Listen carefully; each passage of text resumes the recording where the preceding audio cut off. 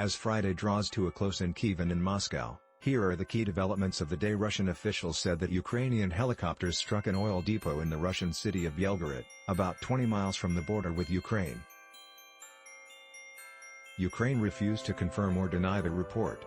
It is the first time Russia has reported a Ukrainian airstrike on Russian soil.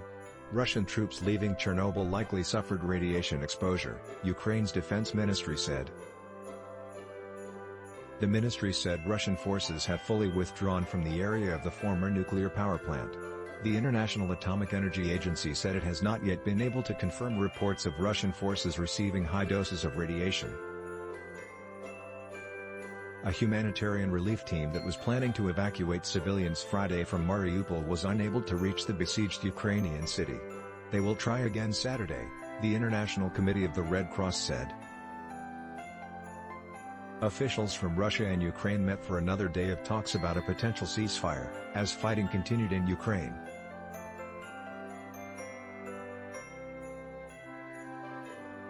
The Ukrainian president's office said 86 of the country's service members were freed in the Zaporizhzhia region as part of a prisoner swap with Russia, although the number of Russians released was not disclosed, the Associated Press reported.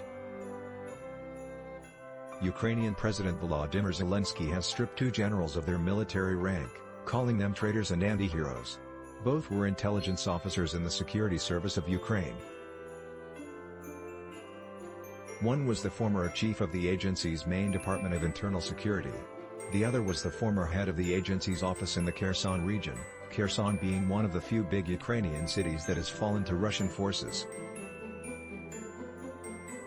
The Ukrainian mayor who was kidnapped says the Russian soldiers who snatched him knew nothing about his country. Volunteers in Ukraine are making body armor from old cars. Russia threatened to fine Wikipedia if it doesn't remove some details about the war. Ukrainians are navigating a perilous route to safety out of besieged Mariupol. This toy maker wanted to help Ukrainian refugees. The response stunned him.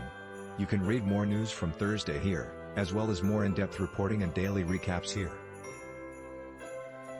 Also, listen and subscribe to NPR's State of Ukraine podcast for updates throughout the day.